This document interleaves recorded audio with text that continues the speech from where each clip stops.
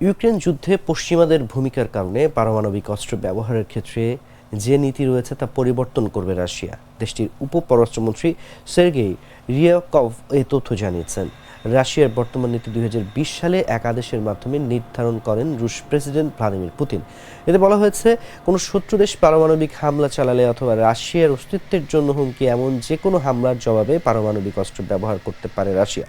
তবে পশ্চিমা শত্রুদের জন্য পুতিনকে এই নীতিতে পরিবর্তন আনার আহ্বান জানিয়েছেন রাশিয়ার কিছু সামরিক বিশ্লেষকরা।